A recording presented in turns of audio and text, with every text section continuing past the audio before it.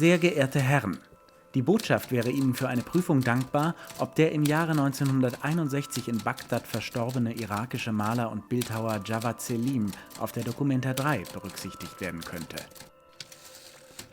Mein Name ist Mirl Redmann, ich promoviere an der Universität Genf zur Documenta als Weltkunstausstellung. Wir sprechen heute über die nicht erfolgte Einladung an Jawad Selim, einen irakischen Künstler, zur Documenta 3 1964.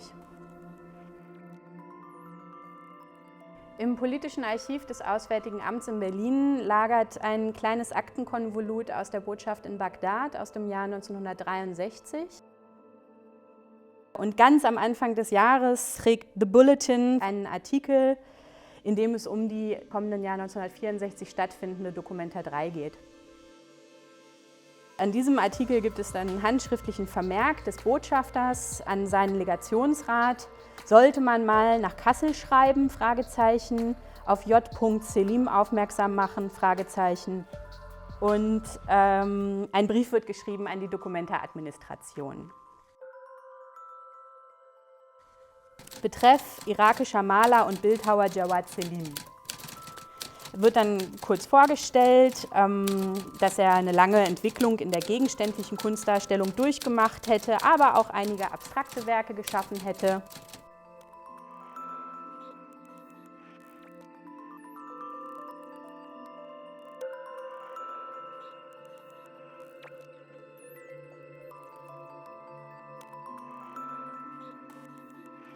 Der Brief geht dann weiter. Ich möchte meinen, dass Jawad Selim heute vermutlich nicht nur als der bedeutendste irakische Künstler zu gelten hat, sondern gar als bedeutendster Künstler der gesamten arabischen Welt.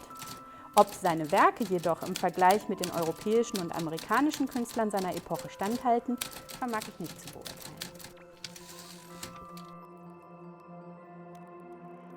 Jawad Selim hatte viele Schülerinnen und Schüler, hatte ein weites Netzwerk, auch in diplomatische Kreise hinein, weil er der erste Leiter der Skulpturenabteilung an der Kunsthochschule in Bagdad war.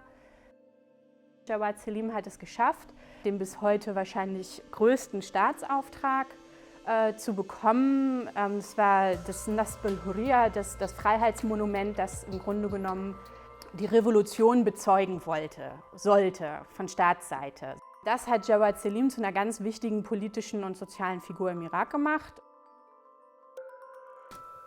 Sehr geehrter Herr Legationsrat, wir bestätigen mit herzlichem Dank Ihr Schreiben vom 24. Januar 1963, in dem Sie uns darum baten, die Beteiligung des Malers und Bildhauers Jawad Selim an der dritten Documenta 64 in Kassel in nähere Erwägung zu ziehen.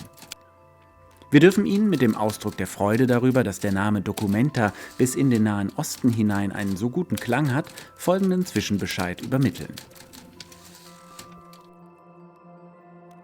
Postwenden kommt aus der Documenta-Administration in Kassel 4 Tage später, am 1. Februar 1963, die Antwort, dass man ohne direkte Anschauung eigentlich Schwierigkeiten hätte, überhaupt eine Entscheidung zu treffen, dass er aber natürlich gerne den Entscheidungsgremien diesen Vorschlag vorlegen würde.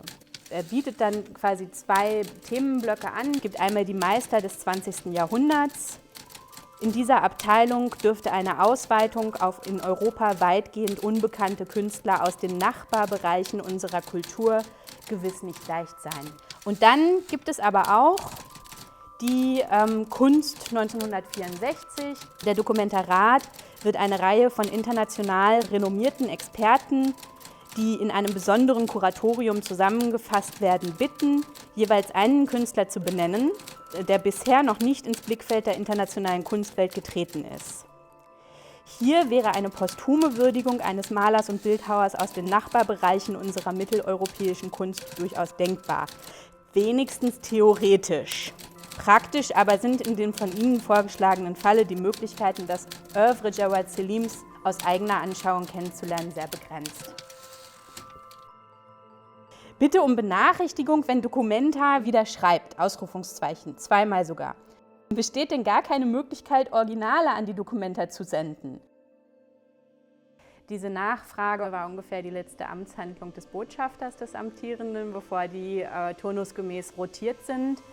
Und wenige Tage später, also wenige Tage nach der Antwort der Documenta am 8. Februar, putschte die Ba'ath-Partei und fing ihre erste Regierungszeit im Irak an. Das war eine ziemlich chaotische Zeit, es war eine ziemlich blutige Zeit mit vielen Vergeltungsmaßnahmen. Also eigentlich bleibt die arabische Welt auf der Documenta eine Leerstelle bis zur Documenta 13.